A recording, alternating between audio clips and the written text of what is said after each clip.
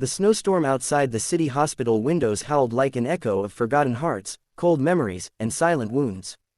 Inside the private VIP ward, the lights were dim, and the world felt painfully quiet. The man lying on the hospital bed was not just any patient, he was one of the most successful and feared corporate giants in the city, CEO Daniel Hart, a single dad whose name alone made companies tremble, whose signature made and broke empires, yet whose heart was shattered beyond repair. Machines quietly beeped beside him, but no one ever came to sit with him, no hand ever touched his forehead, no voice whispered comfort, and no soul brought warmth. He wasn't dying from sickness. He was dying from emptiness, slowly, silently, invisibly. Pushpin if you believe kindness, second chances, and love can save a broken soul. Please like, comment, share, and subscribe to Whispers of Kindness. Your one action spreads hope. Daniel was known publicly as a ruthless, untouchable billionaire CEO who silenced competition like it was nothing. But no one knew the truth. His life had started breaking the day he became a single dad of newborn triplet daughters when his wife Emily died during childbirth. He had promised her he would never let success replace love, never let ambition overpower fatherhood, and never let grief take away the children she had died for. But life did not unfold like the promises whispered in love. His grief turned into obsession, his obsession turned into work addiction, and his work addiction turned into unintentional abandonment.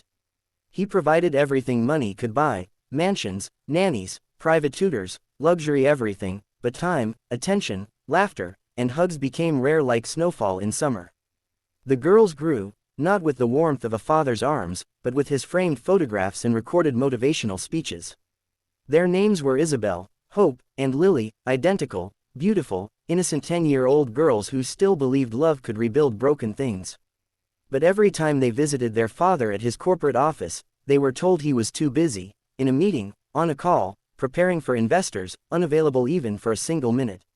They sometimes waited for hours, falling asleep on leather sofas while holding drawings with the words "Daddy, we love you." Over time, the drawings piled up like unread letters from angels. One winter morning, the girls overheard the household staff whispering that their father had collapsed at the office due to exhaustion and loneliness, and was now admitted to a private hospital. They were not allowed to visit because visitors could cause stress, and so they did the only thing their little hearts could think of. They wrote a note addressed to the hospital staff, begging someone with kindness to help their father. Their handwriting was shaky, and the ink was smudged with tears. "Please visit Daddy, he is lonely. Tell him we love him and we are waiting." Signed, his daughters. The note somehow ended up in the hands of Nurse Aria Bennett, a woman who had once worked in pediatric palliative care, someone who still believed love could resurrect spirits. She stared at the note for several minutes, feeling an ache she hadn't felt in years. It didn't ask for money, medical help, or miracles.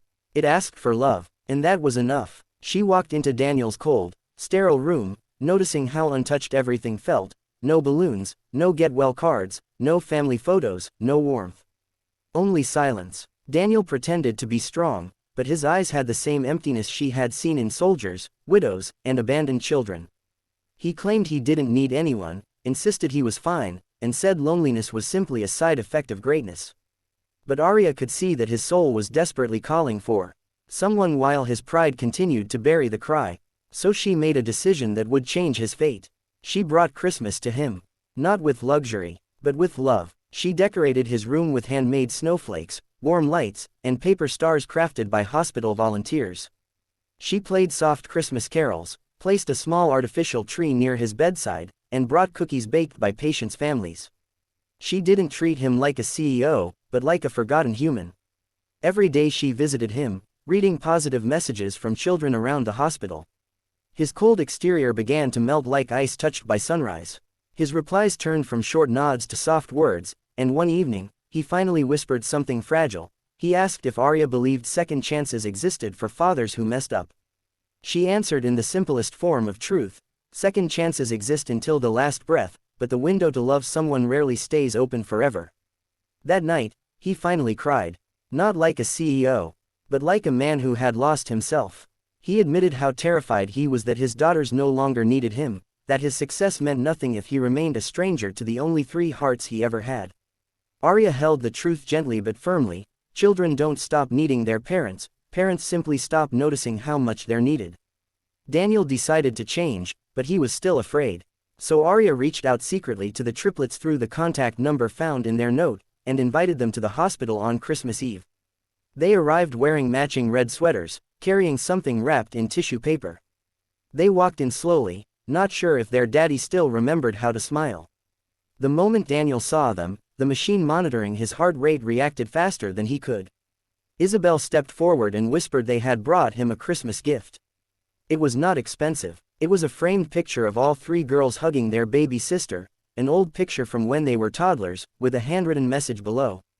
"Daddy, even if you forget everything, don't forget that we are yours." Daniel held the frame like treasure, pressed it to his chest, and broke down as the girls climbed into his arms. The sound of that reunion was not loud. It was not dramatic. It was simply healing. He promised no more distance, no more broken birthdays, no more absent fatherhood. And he kept that promise. With Arya's guidance, he learned how to be present, how to cook breakfast, how to help with homework, how to laugh without schedule, and how to love without fear.